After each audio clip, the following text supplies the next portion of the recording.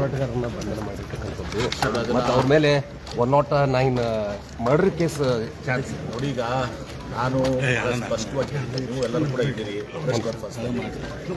ನಾನು ಸ್ಪಷ್ಟವಾಗಿಯೂ ಕೂಡ ಮುಖ್ಯಮಂತ್ರಿಗಳನ್ನ ಭೇಟಿ ಮಾಡಿಸಿ ಹೇಳಿದ್ದೆ. ಅವತ್ತು ನಾನು ಅದನ್ನು ಕೂಡ ಹೇಳಿದೆ, ಸ್ವಲ್ಪ ಮನೆಯಲ್ಲಿ ಕುಟುಂಬಿಸಿದಾಗ ಸ್ವಲ್ಪ ಮಾಡಿ ಇದು ಮಾಡ್ಕೋಬೇಕು. ಆವಾಗ ನಮಗೆ ಪಿ ಮೆಡಿಕಲ್ ಕಾಲೇಜ್ ಬೇಡ, ಸರ್ಕಾರಿ ಆಗಬೇಕು, ಆಯಿತು ಸಿ ಎಂ ಅವರು ಆಯಿತು ಹಾಗೆ ಮಾಡೋಣ, ಸ್ವಲ್ಪ ತಡ ಆಗ್ತದಂತೆ ಮುಖ್ಯಮಂತ್ರಿಗಳು ಹೇಳಿದರು. ಅದಾದ್ಮೇಲೆ ಇವ್ರು ಅರ್ಥ ಮಾಡ್ಕೋಬೇಕಾಗಿತ್ತು. ಅದಾದಮೇಲೆ ನಾನು ಪತ್ರಿಕಾಗೋಷ್ಠಿ ಮಾಡಿ ಹೇಳಿದ್ದೀನಿ, ನಾನು ಪತ್ರಿಕಾಗೋಷ್ಠಿ ಮಾಡಿ ಸ್ಪಷ್ಟವಾಗಿ ಹೇಳಿದ್ದೀನಿ, ಏನೂ ಇದು ಬಿಡಲಾದೆ ಒಂದೊಂದು ಶಬ್ದವನ್ನು ಕೂಡ ನಾನು ಅವ್ರಿಗೆ ಇದು ಮಾಡೋಂತ ಹೇಳಿದ್ದೀನಿ. ಮತ್ತು ಹೀಗಾಗಿ ಮತ್ತೆ ಯಾಕೆ ಇವ್ರು ಮುಂದುವರಿಸಿದಂಥದ್ದು, ಮತ್ತೊಮ್ಮೆ ಭೇಟಿ ಮಾಡ್ತೀನಿ ಅಂತ ಕೂಡ ಹೇಳಿದ್ದೀನಿ. 9ನೇ ತಾರೀಕಿಗೆ ಬರ್ತಾ ಇದ್ದಾರೆ ಬೆಟ್ರೋಗಿಗೂ ಕೂಡ ಭೇಟಿ ಮಾಡ್ತೀನಿ ಅವ್ರಿಗೆ. ಈಗೆಲ್ಲ ನಾವು ಎಲ್ಲ ನನ್ನಲ್ಲಿ ಸ್ಪಷ್ಟತೆ ಇದೆ, ಆದರೆ ಇದನ್ನ ಸ್ಪಷ್ಟತೆ ಇದ್ಕೊಂಡ್ಮೇಲೂ ಮಾಡಿದ್ರೆ ಮತ್ತೆ ಅದಕ್ಕೆ ನನಗೆ ಗೊತ್ತಾಗಲ್ಲ ಅವ್ರ ಉದ್ದೇಶ ಏನಿದೆ ಅಂತ ಗೊತ್ತಾಗಲ್ಲ. ಈಗ ಭೇಟಿ ಮಾಡ್ಸಕ್ ಪ್ರಮುಖವಾಗಿ ಎಲ್ಲರೂ ಒಳಗಡೆನೆ ಹೋಗಿದ್ದಾರೆ. 6 ಜನ ಯಾರು ನನಗೆ ಗೊತ್ತಿಲ್ಲ. ಕಾನೂನುವಾಗಿ ನೀವು ಪೊಲೀಸರಿಗೆ ಕಪಾಲ್ ಹೊಡೆದು ನಡೀತದ? ಅಲ್ಲ, ಪೊಲೀಸರು ಹತ್ತಿಕ್ಕುವಂತ ಪ್ರಯತ್ನ ಮಾಡೋದು ನನಗೆ ಅದು ಗೊತ್ತಿಲ್ಲ. ಆದ್ರೆ ಇಷ್ಟೇ, ನೀವು ಕೂಡ ಇದ್ದೀರಿ ಮಾಧ್ಯಮದವರು, ನಿಮ್ಗೆ ಯಾರ ಕಪಾಳಿಗೆ ಹೊಡೆದು ನಡೀತದ? ಸಮವಸ್ತ್ರ ಬಗ್ಗೆ ಇದ್ದವ್ರನ್ನ ಯಾರು ಬಿಟ್ಟು ಮಾಡ್ತದ? ಸ್ವಾಮೀಜಿನೇ ಇರಲಿ ಯಾರೇ ಇರಲಿ, ಎಂ ಬಿ ಪಾಟೀಲ್ ನಾನು ಕಪಾಳಿಗೆ ಹೊಡೆದು ನಡೀತದ?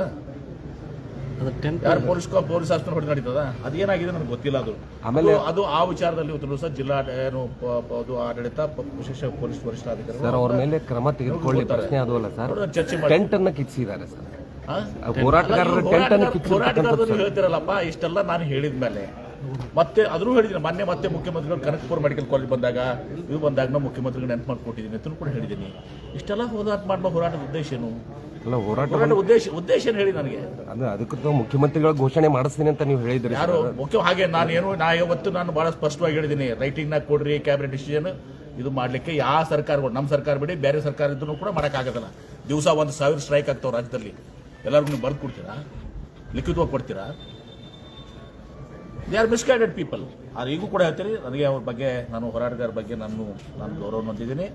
ಈಗೂ ಕೂಡ ಹೇಳ್ತೀನಿ, ಮುಖ್ಯಮಂತ್ರಿಗಳು ಬರ್ತಾರೆ 9 ತಾರೀಕಿಗೆ. ಮುಖ್ಯಮಂತ್ರಿಗಳು ಬಂದಾಗ ಒಂದು 12 ಮುಖಂಡರು ಯಾರಿದಾರ ಅವ್ರನ್ನ ಭೇಟಿ ಮಾಡಿಸಿ ಮುಖ್ಯಮಂತ್ರಿಗಳು ನಮ್ಮ ಹೇಳ್ತೀವಿ. ಆದರೆ ನೀವು ರೈಟಿಂಗ್ನಾಗ ಕೊಡ್ರಿ, ಕ್ಯಾಬಿನೆಟ್ ಡಿಸಿಷನ್ ಮಾಡಿರಿ, ಈಗಲೂ ಆಗೋದಿಲ್ಲ, ಮುಂದೂ ಆಗೋದಿಲ್ಲ.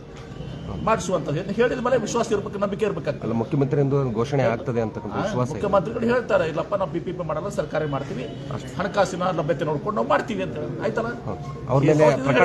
ಅವ್ರ ಮೇಲೆ ಪ್ರಕರಣ ದಾಖಲಾಗಿದೆ ಸರ್, ಅದನ್ನು ನಾನು ಕೋರ್ಟ್ ಇದರಿಂದ ನನ್ನ ಎಸ್ ಪಿ ಜೊತೆ ಮಾತನಾಡ್ತೇನೆ. ಇವತ್ತು ನನಗೆ ಪ್ರೊಸೆಸ್ ಇರ್ತದೆ, ಮೋಸ್ಟ್ಲಿ ಕಾನೂನಾತ್ಮಕ ಪ್ರೊಸೆಸ್ ಇರ್ತದೆ. ಆ ಪ್ರೊಸೆಸ್ನಲ್ಲಿ ಇವತ್ತು ಸಹ ಅವ್ರಿಗೂ ಕೂಡ ಏನು ಸಹಾಯ ಮಾಡೋಣ. ಅದು ಅವರು ಕೂಡ ಯಾರು ಕಪಾಳ ಹೊಡೆದಿದಾರಲ್ಲ ಅವರು ಕೂಡ ಕ್ಷಮೆ ಕೇಳಬೇಕಾಗ್ತದೆ ಅವರ ಅಧಿಕಾರಿಗೆ. ಈಗ ಸಮವಸ್ತ್ರದ ಮೇಲೆ ಕೈ ಮಾಡೋದು ಭಾಳ ದೊಡ್ಡ ಅಪರಾಧ.